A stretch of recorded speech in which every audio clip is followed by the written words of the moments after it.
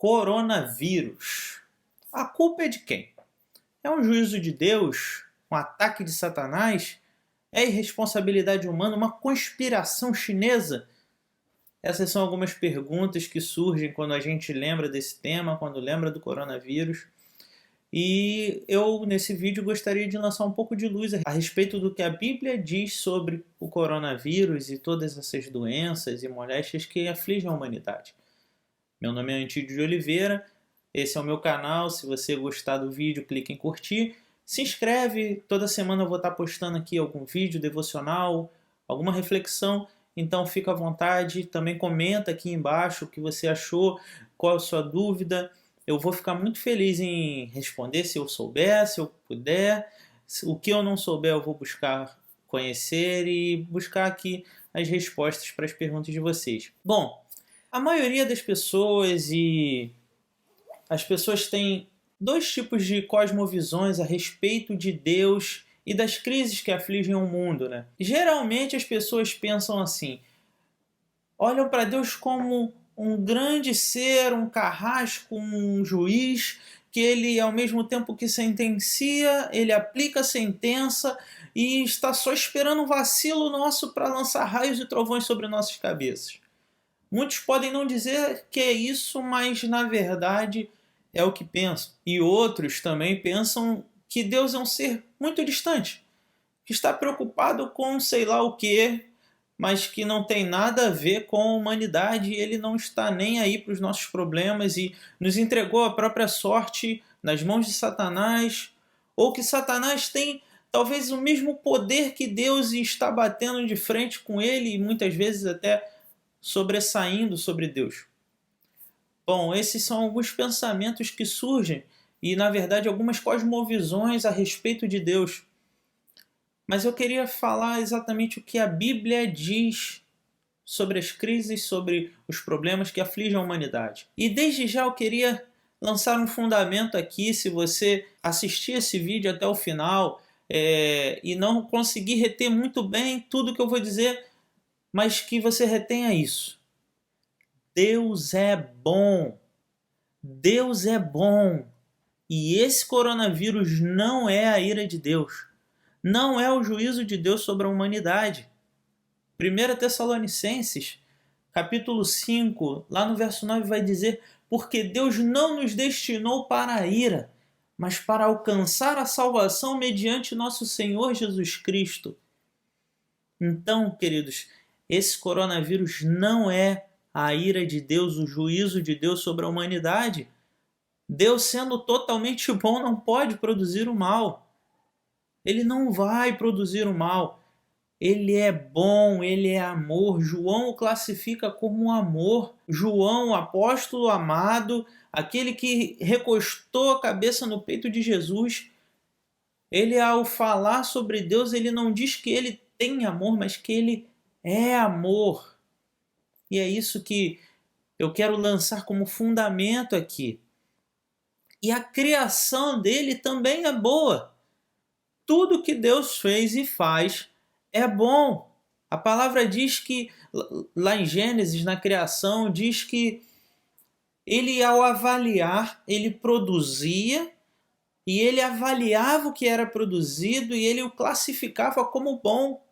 É quase aquele ISO 9001, se eu não me engano.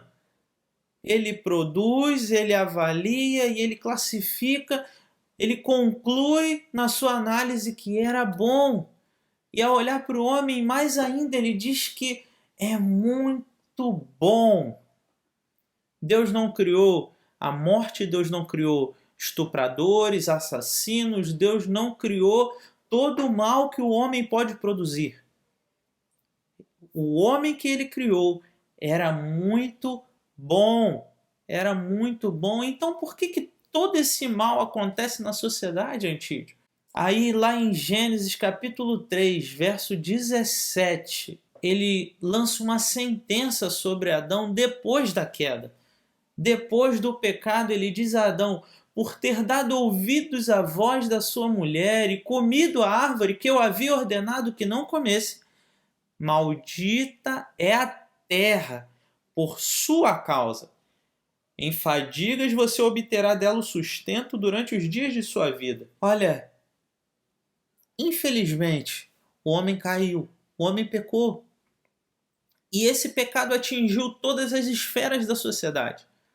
Todas as esferas de relacionamento, atingiu o homem física e espiritualmente.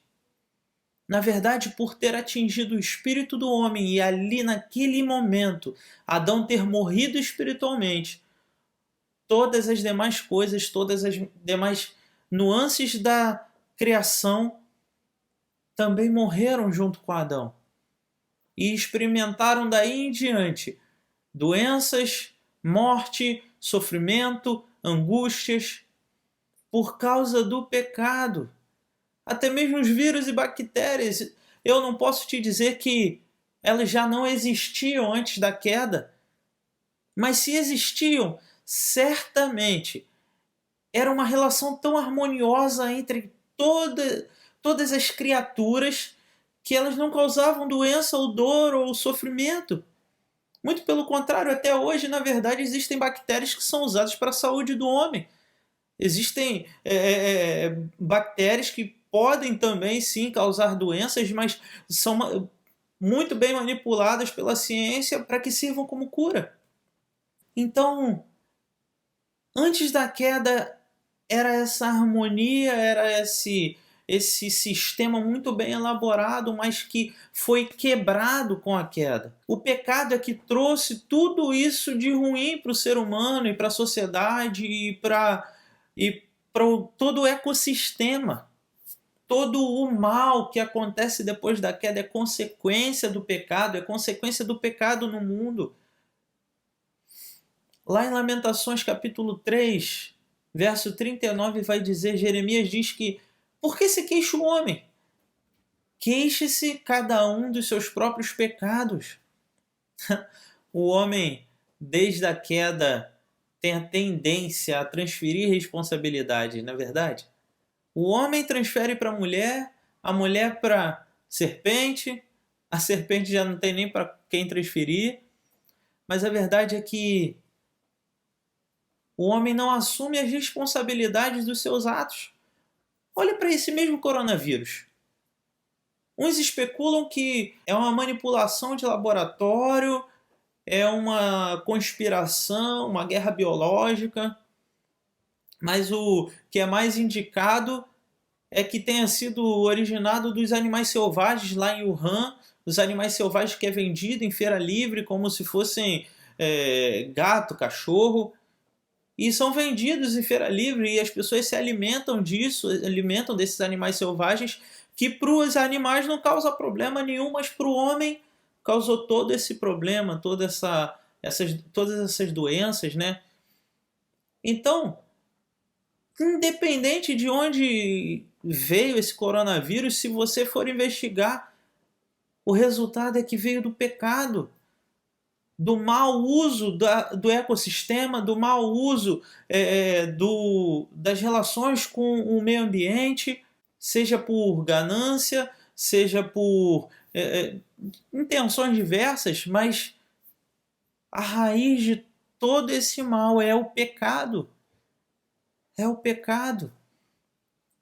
Ah, Antídio, poxa, então o que a gente pode fazer? Nós não podemos, mas o único que pode, o único que teria qualquer ação sobre o pecado, que poderia tomar qualquer atitude para resolver o problema do pecado, ele já o fez.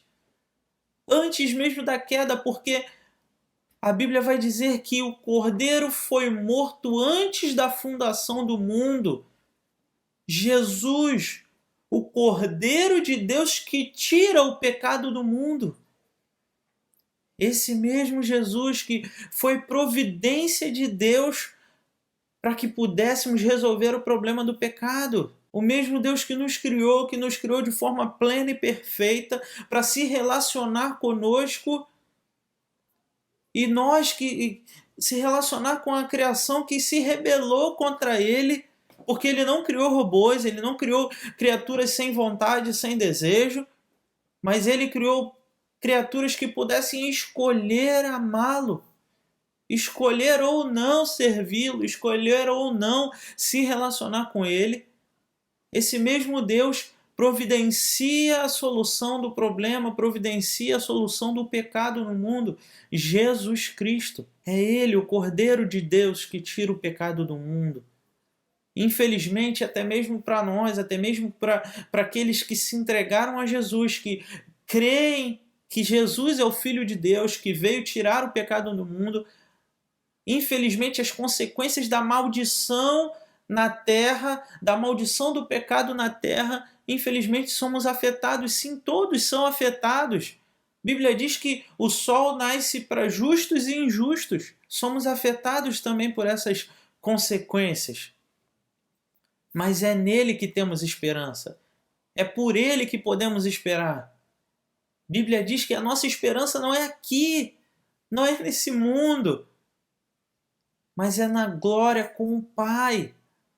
É nele que podemos ter a esperança de um dia viver sem pecado, sem sofrimento, sem dor, sem tristeza, sem angústia, porque é isso que ele veio preparar para nós, veio nos resgatar das amarras do pecado que causa toda essa consequência. Mas, Antídio, então, o que fazer agora? No meio dessa pandemia, no meio de todo esse caos, o que fazer, como agir? Que atitudes tomar no meio de toda essa pandemia? O que vai ser do futuro? O que vai ser do dia de amanhã? Sinceramente, eu não sei, não posso te dizer, só posso ver as projeções do que aconteceu em outros países, do que aconteceu em outros lugares e do que já temos visto, para onde estamos caminhando aqui no Brasil. Infelizmente, temos visto tantas mortes, tantas perdas, mas posso elencar aqui 3 coisas que nós podemos fazer já hoje, já agora. Você aí na sua casa, seja generoso, sirva ao outro, sirva ao próximo. Vamos parar de olhar somente para o nosso umbigo, mas olhar para o próximo.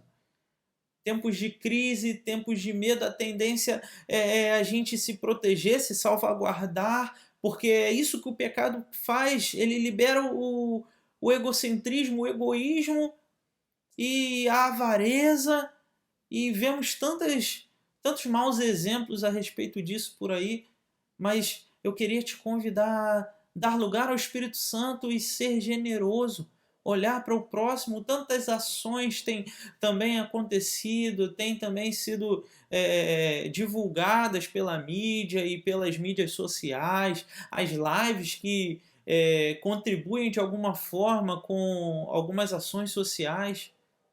Vamos tentar dar lugar ao Espírito Santo para que a generosidade floresça nos nossos corações e aproveitemos essa oportunidade para pregar o Evangelho, para falar do amor de Deus, dar esperança ao próximo, dar esperança ao outro, dizerem onde está a nossa esperança, que é em Jesus.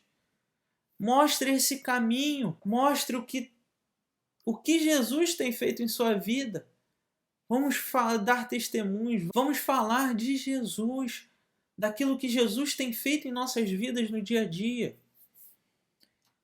E por último, recolha-se. Tire um tempo com Deus. Aproveite esse tempo de quarentena, de reclusão, vamos dizer assim, e que a gente tenha momentos muito especiais na presença do Senhor. Ore mais, leia mais a palavra, esteja mais em comunhão com o Senhor, esteja mais buscando do Senhor a sua vontade, a vontade dele para a sua vida. E eu tenho certeza que vamos passar por isso, porque vamos passar por isso e sair desse quadro muito melhores do que entramos. Nós não sabemos os propósitos, os desígnios de Deus, nós não conhecemos em sua totalidade, mas eu sei que até mesmo o mal ele torna em bem. Olhe para a história de José. José lá no Gênesis, lá no capítulo 50, vai falar que José, quando ele está conversando com seus irmãos, Eu vou ler para você esse versículo. Gênesis capítulo 50, verso 20 vai dizer que aquilo que vocês intentaram para o mal, Deus intentou para o bem. Deus está no controle.